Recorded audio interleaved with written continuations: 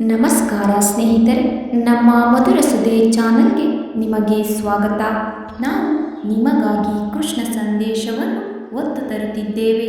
ಇಂದಿನ ಕೃಷ್ಣ ಸಂದೇಶವನ್ನು ನೋಡುವ ಮೊದಲು ಯಾರೆಲ್ಲ ನಮ್ಮ ಚಾನಲನ್ನು ಹೊಸದಾಗಿ ವೀಕ್ಷಿಸುತ್ತಿದ್ದೀರಿ, ನಮ್ಮ ಚಾನಲನ್ನು ಸಬ್ಸ್ಕ್ರೈಬ್ ಮಾಡಿಕೊಳ್ಳಿ.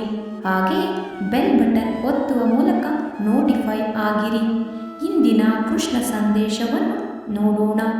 ಒಳ್ಳೆಯ ನಡತೆಯಿಂದ ನಮಗೆ ಯಾವುದೇ ಸಂತೋಷ ಸಿಗದೇ ಇರಬಹುದು, ಆದರೆ ಅಂತಹ ಗುಣಗಳಿಗೆ ಸಾವಿರಾರು ಹೃದಯ ಗೆಲ್ಲುವ ಶಕ್ತಿ ಇರುತ್ತದೆ.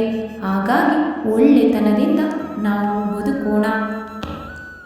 ಜೀವನ ಅನ್ನೋದು ಪೈಪೋಟಿಯಲ್ಲ. ನಮ್ಮ ಬದುಕನ್ನು ನಾವೇ ಅನುಭವಿಸುತ್ತಾ ಖುಷಿ ಪಡಬೇಕು.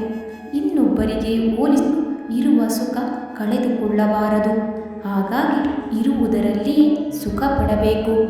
ನೀರು ಕುಡಿಯುವ ಮೊದಲು ಬಾಯಾರಿಕೆಯನ್ನು ಅನುಭವಿಸಲೇಬೇಕು. ಹಣವನ್ನು ಪಡೆಯುವ ಮೊದಲು ಬಡತನವನ್ನು ಅನುಭವಿಸಬೇಕು. ನಿದ್ರೆಯನ್ನು ಆನಂದಿಸುವ ಮೊದಲು ಆಯಾಸವನ್ನು, ನೋವನ್ನು ಅನುಭವಿಸಬೇಕು. ಯಾವುದೇ ಪ್ರಪಂಚದ ಸಂತೋಷವನ್ನು ಪಡೆಯುವ ಮೊದಲು ದುಃಖವನ್ನು ಅನುಭವಿಸಬೇಕು. ಆಗ ಮಾತ್ರ ಆ ವಸ್ತುವಿನ ಬೆಲೆ ತಿಳಿಯುತ್ತದೆ. ಜೀವನ ಇರುವುದೇ 2 ದಿನ. ಒಂದು ನಿನ್ನ ಪರವಾದ ದಿನ, ಇನ್ನೊಂದು ನಿನ್ನ ವಿರುದ್ಧವಾದ ದಿನ. ಪರವಾದ ದಿನಗಳಲ್ಲಿ ಅಹಂಕಾರ ತೋರಿಸಬೇಡ. ವಿರುದ್ಧವಾದ ದಿನಗಳಲ್ಲಿ ತಾಳ್ಮೆಯನ್ನು ಕಳೆದುಕೊಳ್ಳಬೇಡ. ಸಮಾಧಾನ ಚಿತ್ತದಿಂದಿರು, ಎಲ್ಲ ಒಳ್ಳೆಯದೇ ಆಗುತ್ತದೆ.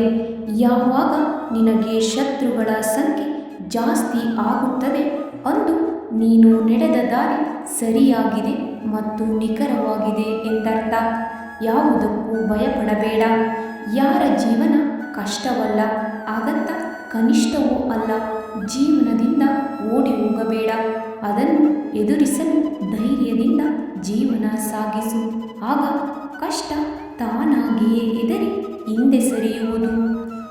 ಎಲ್ಲ ಒಳ್ಳೆಯದೇ ಆಗುತ್ತದೆ.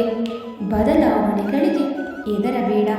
ಬದಲಾವಣೆ ನಿಸರ್ಗದ ನಿಯಮವಾಗಿದೆ.